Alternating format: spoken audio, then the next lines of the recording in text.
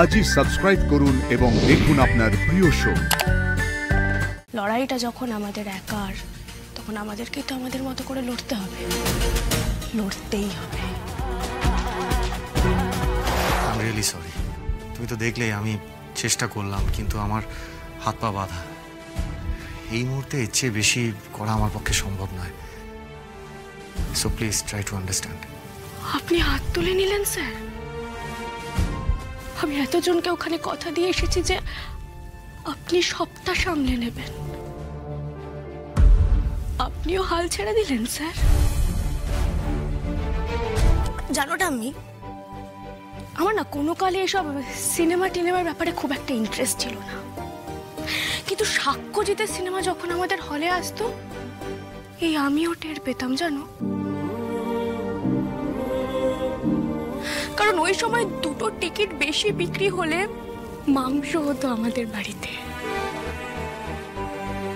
আর সেই জন্যই আমি আর কোনো আশার আলো না দেখতে পেয়ে সেই সুপারস্টার সাক্ষ্যজিতের কাছে ছুটে এসেছিলাম। কারণ আমি ভেবেছিলাম আর কেউ পাশে না থাকুক, বাংলার সুপারস্টার বাংলা সিনেমা নিয়ে বেঁচে থাকা মানুষগুলোর পাশে দাঁড়াবে। বাবা, বাবলু কি তোমার পাশের বাড়ির লোক নাকি? ও সুপারস্টার, হ্যাঁ, সব জায়গায় যাওয়াটা ওর মানায় না। আর সব ডাকে ও কেন যাবে? এতটুকু বুদ্ধি নেই তোমার? আসলে ওদের লোকটাও তো ডিস্ট্রিবিউটার, ওনাকেও তো ছবি রিলিজ করাতে হবে, ওখানেও তো অনেকগুলো মানুষ জড়িত। না মানে আমি এই বিষয়টা নিয়ে খুব একটা কিছু বুঝি না, তাই বাবলু যেটা করছে সেটা উচিত না অনুচিত সেটা নিয়ে আমি কিছু বলতে পারছি না। কিন্তু আরশি, আমি চেষ্টা করব যে আমার চেনা জানা কারোর সাথে কথা বলে তোর বাবার কাজের কোনো একটা সুরাহা করা।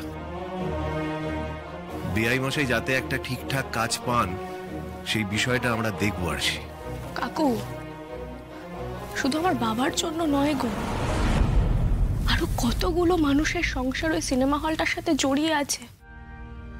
মানুষগুলোকে ঠকানো হচ্ছে কাকু, ওদের হকের টাকা না দিয়ে ওদের পেটে লাথি মারছে ওই মালিক পক্ষ। আমার বাবা কোনো না কোনো একটা কাজ পেয়ে যাবে কাকু, আমি জানি। আমার বাবা কর্মঠ একজন মানুষ, আর তাছাড়া তোমরা তো আছো। কিন্তু যাদের সাথে এই অন্যায়টা হচ্ছে তাদের বিরুদ্ধে কোনো স্টেপ নেওয়া হবে না? ব্যাপারটা তো পরিষ্কার আমাদের কাছে, কোনটা ঠিক কোনটা ভুল সেটা তো বোঝাই যাচ্ছে, কিন্তু তার সত্ত্বেও কোনো কিছু করা হচ্ছে না। ক্ষমতা থাকা সত্ত্বেও কিচ্ছু করা গেল না, আর একটু বেশি এফর্ট দেওয়া গেল না? আমি বেশি এক্সপেক্ট করে ফেলেছিলাম।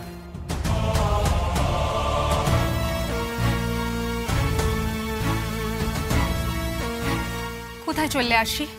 আমাকে তো থামলে হবে না অরুদি। লড়াইটা যখন আমাদের একার, তখন আমাদেরকেই তো আমাদের মতো করে লড়তে হবে, লড়তেই হবে।